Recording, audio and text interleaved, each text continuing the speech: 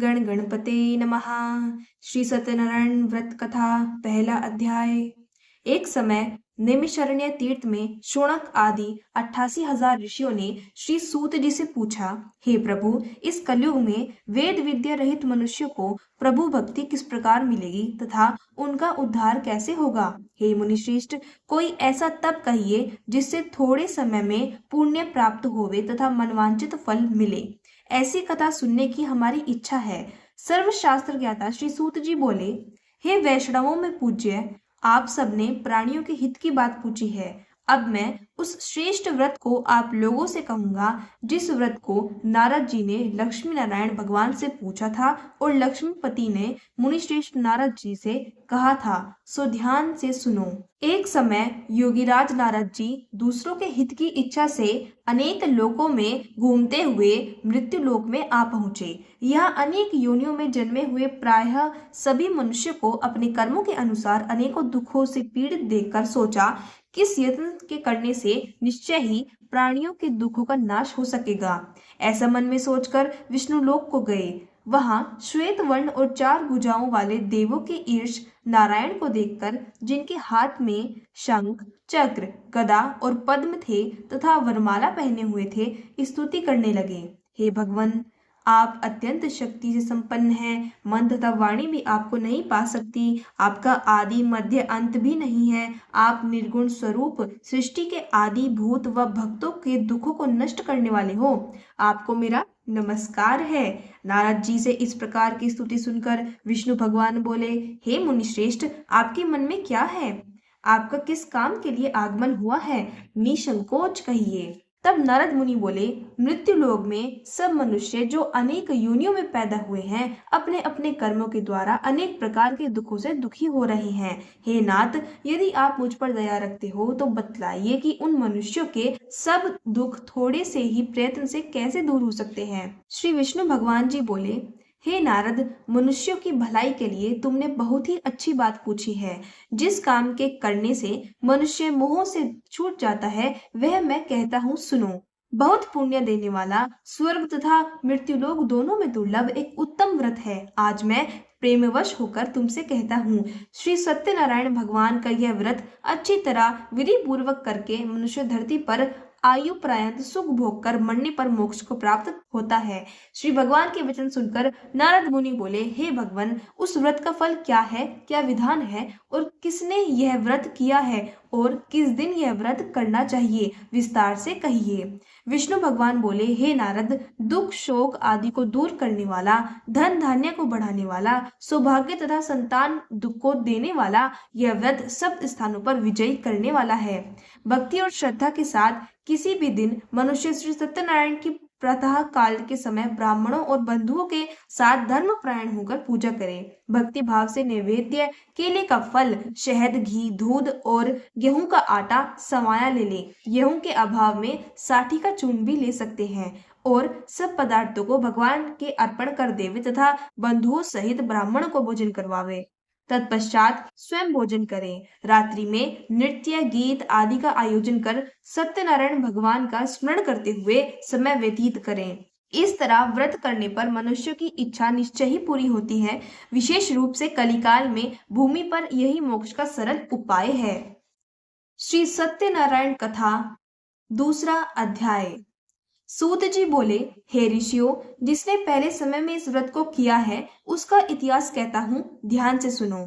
सुंदर काशीपुरी नगरी में एक अत्यंत निर्धन ब्राह्मण रहता था। वह भूख और प्यास से बेचैन हुआ नित्य पृथ्वी पर घूमता था।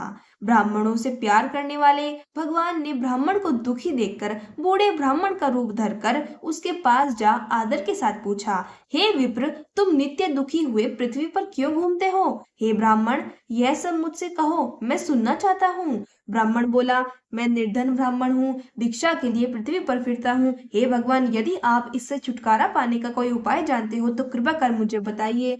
वृद्ध ब्राह्मण बोला, हे विप्र, सत्यनारायण भगवान मनवांचित फल देने वाले हैं, इसलिए तुम उनका पूजन करो, जिसके करने से मनुष्य सब दुखों से मुक्त हो जाता है। ब्राह्मण को व्रत का सारा विधान बतलाकर बूढ़े ब्राह्मण का रूप धारण करने वाले श्री सत्यनारायण भगवान अंतर्ध्यान हो गए। जिस व्रत को वृद्ध ब्राह्मण ने बतलाया है मैं उसको करूंगा। यह निश्चय करने पर उसे रात में नींद भी नहीं आई। वह सवेरे उठ सत्यनारायण भगवान के व्रत के लिए निश्चय कर भिक्षा के लिए चला। उस दिन उसको भिक्षा में बहुत धन मिला, जिससे बंधु बांधवों के साथ उसने सत्यनारायण भगवान का व्रत किया। इसके करने से वह ब्राह्मण सब दुखों से छुटकर अनेक प्रकार की संपत्तियों से युक्त हुआ। उस समय से वह ब्राह्मण हर मास व्रत करने लगा। इस तरह सत्यनारायण भगवान के व्रत को जो करेगा वह मनुष्य सब दुखों से छूट जाएगा। इस तरह नारद जी से सत्यनारायण भगवान का कहा हुआ यह व्रत मैंने तुमसे कहा। हे विप्रो, मैं अब और क्या कहूँ। ऋषि बोले, हे मुनीश्वर, संसार में इस ब्राह्मण से सुनकर किस किस ने इस व्रत को किया, अब हम वह सब सुनना चाहते हैं। इसके लिए हमारे मन में जिज्ञासा है। सूत जी बोले, हे मुनियों, जिस जिसने इस व्रत को किया है वह सब सुनो। एक समय वह ब्राह्मण धन और ऐश्वर्य के अनुसार बंधु बांधवों के साथ व्रत करने को तैयार हुआ। उसी समय एक लकड़ी बेचने वाला बूढ़ा आदमी आया और बाहर लकड़ियों को रखकर ब्राह्मण के मकान में गया। प्यास से दुखी लकड़हारा उनको व्रत करते देखकर ब्राह्मण को नमस्कार कर कहने लगा, आप यह क्या कर रहे हैं और इसके करने से क्या फल मिलता है, कृपया करके मुझे बताइए। ब्राह्मण ने कहा, सब मनोकामनाओं को पूरा करने वाला यह श्री सत्यनारायण भगवान का व्रत है। इसकी ही कृपा से मेरे यहाँ धन धान्य आदि की वृद्धि हुई है। ब्राह्मण से इस व्रत के बारे में जानकर लकड़हारा बहुत प्रसन्न हुआ। चरणामृत ले और प्रसाद खाने के बाद अपने घर को गया। अगले दिन लकड़हारे ने अपने मन में इस प्रकार का संकल्प किया कि आज गांव में जितनी भी लकड़ी बेचने से जो भी धन मिलेगा उसी से मैं सत्यनारायण देव का उत्तम व्रत करूंगा। यह मन में विचार कर वह बूढ़ा आदमी लकड़ियों अपने सिर पर रखकर जिस नगर में धनवान लोग रहते थे ऐसे सुंदर नगर को गया। उस दिन वहां पर उसे उन लकड़ियों का दाम पहले दिनों से चौगुना मिला। तब वह बूढ़ा लकड़हारा दाम ले और अति प्रसन्न होकर पक्के केले, शक्कर, घी, दूध, दही और गेहूं का चूर्ण इत्यादि सत्यनारायण भगवान के व्रत की कुल सामग्रियों को लेकर अपने घर को गया। फिर उसने अपने भाइयों को बुलाकर विधि के साथ भगवान का पूजन और व्रत किया। उस व्रत के प्रभाव से वह बूढ़ा लकड़हारा धन, पुत्र आदि से युक्त हुआ और संसार के समस्त सुख भोग कर वैकुंठ को चला गया। श्री सत्यनारायण भगवान की जय। श्री सत्यनारायण भगवान व्रत कथा, तीसरा अध्याय। सूत जी बोले, हे श्रेष्ठ मुनियों, अब आगे की कथा कहता हूँ, सुनो। पहले समय में उल्कामुख नाम का एक बुद्धिमान राजा रहता था। वह सत्यवक्ता और जितेंद्रिय था।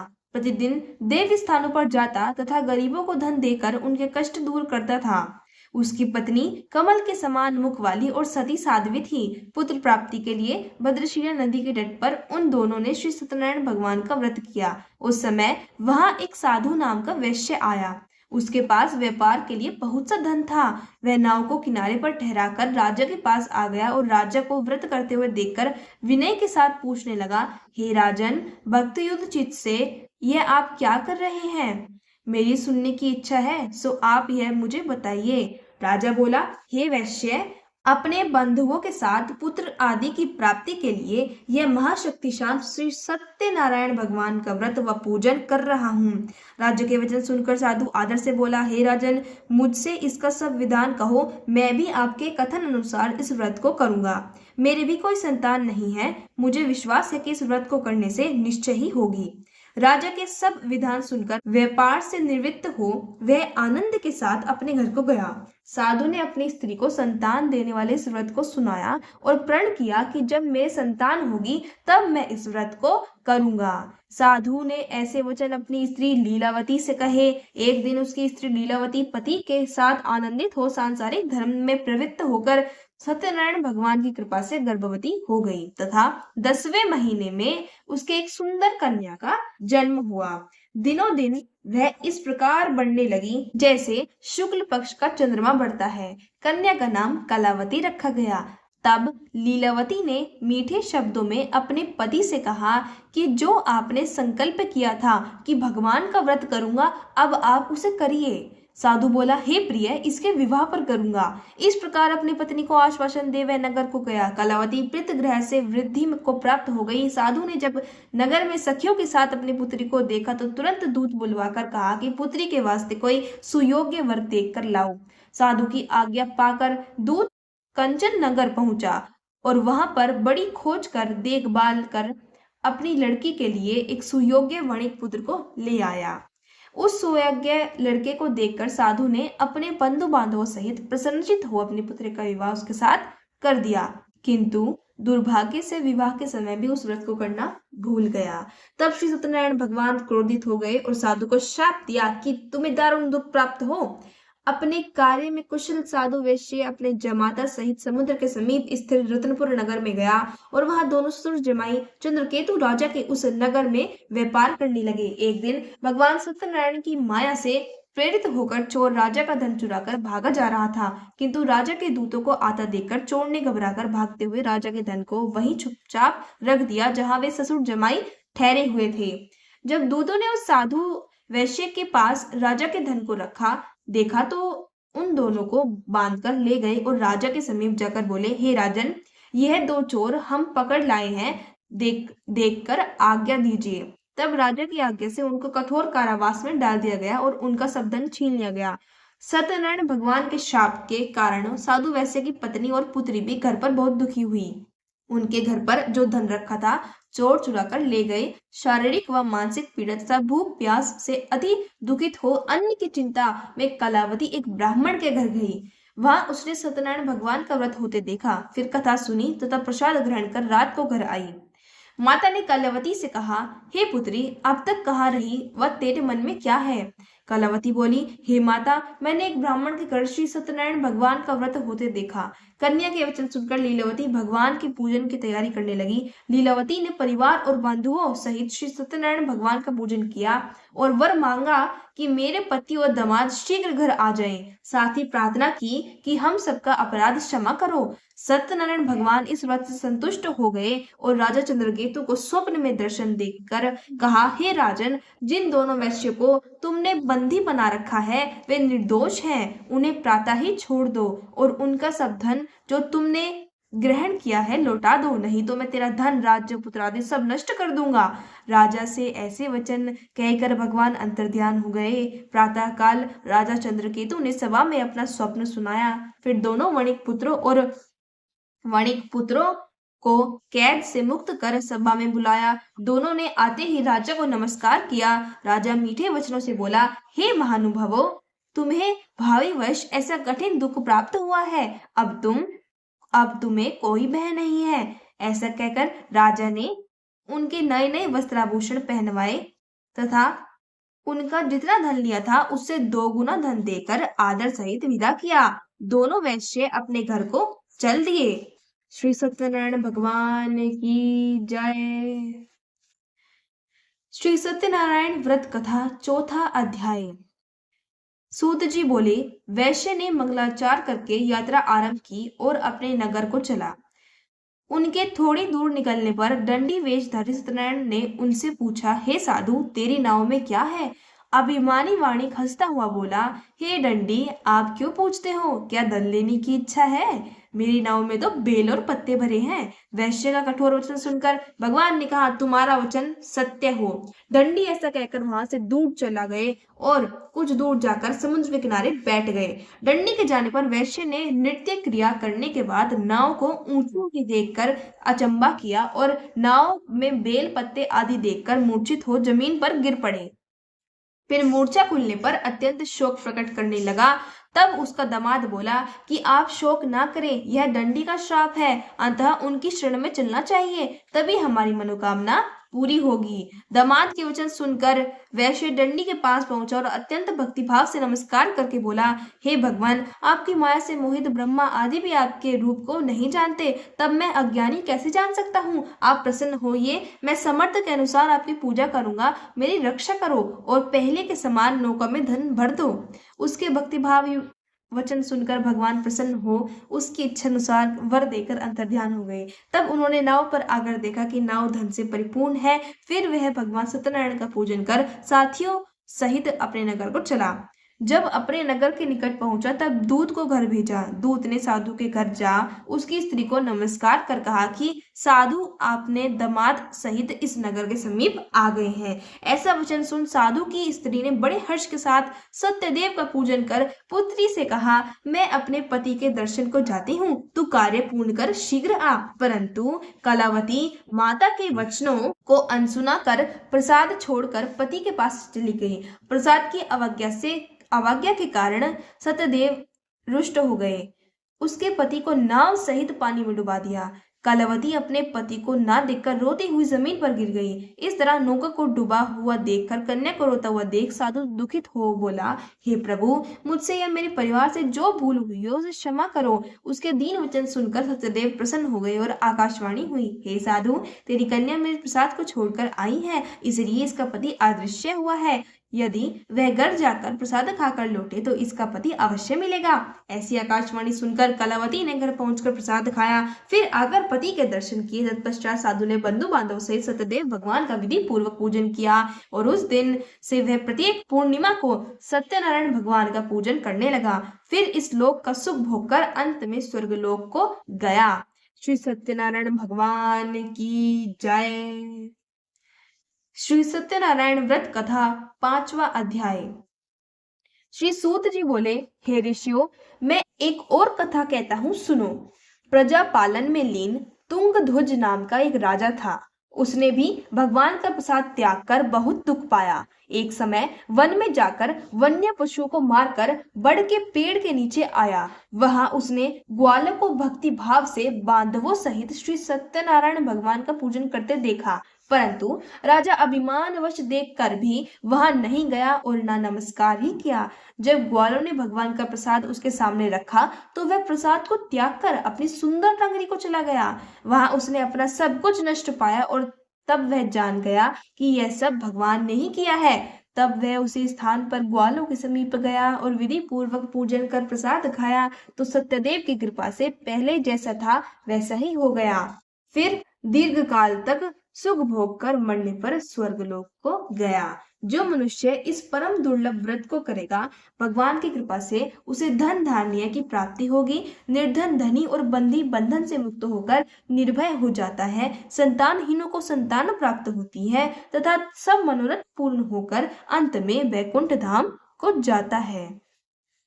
जिन्होंने पहले इस व्रत को किया है, अब उनके अगले जन्म की कथा कहता हूँ। वृद्ध शतानंद ब्राह्मण ने सुदामा का जन्म लेकर मोक्ष को पाया। उल्कामुख नाम का राजा दशरथ होकर वैकुंठ को प्राप्त हुआ। साधु नाम के वैश्य ने मोरध्वज बनकर अपने पुत्र को आहार से चीरकर मोक्ष को प्राप्त किया। महाराज तुंगध्वज स्वयंभू मनु हुए। उन्होंने बहुत से लोगों को भगवान की भक्ति में लीन कर स्वयं मोक्ष प्राप्त किया। लकड़हारा भील अगले जन्म में गुहु नामक निषाद राजा हुआ, जिसने भगवान राम के चरणों की सेवा कर मोक्ष प्राप्त किया। श्री सत्यनारायण जी की आरती। जय लक्ष्मी रमणा, श्री जय लक्ष्मी रमणा, सत्यनारायण स्वामी जनपातक हरणा। ओम जय लक्ष्मी रमणा, रतन जड़ित सिंहासन, अद्भुत छवि राजे स्वामी, अद्भुत छवि राजे। नारद करत निरंतर घंटा ध्वनि बाजे। ओम जय लक्ष्मी रमणा, प्रकट भये कलिकाल, तुझको दर्श दियो स्वामी, तुझको दर्श दियो। बूढ़ो ब्राह्मण बन कर कंचन महन कियो। ओम जय लक्ष्मी रमणा, दुर्बल भील कठारो, इन पर कृपा करी स्वामी, इन पर कृपा करी। चंद्रचूड़ एक राजा, तिनकी विपत्ति हरी। ओम जय लक्ष्मी रमणा। वैश्य मनोरथ पायो, श्रद्धा तज दीनी। स्वामी श्रद्धा तज दीनी, सो फल भोग्यो प्रभु जी फिर स्तुति कीनी। ओम जय लक्ष्मी रमणा, भाव भक्ति के कारण छिन छिन रूप धरियो। स्वामी छिन छिन रूप धरियो, श्रद्धा धारण कीनी तिनके काज सरियो। ओम जय लक्ष्मी रमणा, ग्वाल बाल संग राजा वन में भक्ति करी। स्वामी वन में भक्ति करी, मन वांछित फल दीनो दीन दयाल हरि। ओम जय लक्ष्मी रमणा, चढ़त प्रसाद सवाया कदली फल मेवा। स्वामी कदली फल मेवा, धूप दीप तुलसी से, धूप दीप तुलसी से राजी सत्य देवा। ओम जय लक्ष्मी रमणा, श्री सत्य नारायण जी की आरती जो कोई नर गावे, प्रभु प्रेम सहित गावे। कहत शिवानंद स्वामी, मन वांछित फल पावे। ओम जय लक्ष्मी रमणा।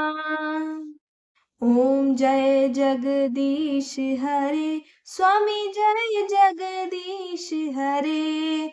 भक्त जनों के संकट क्षण में दूर करे। ओम जय जगदीश हरे, जो ध्यावे फल पावे।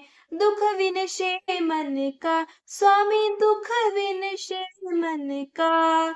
सुख संपत्ति घर आवे, कष्ट मिटे तन का।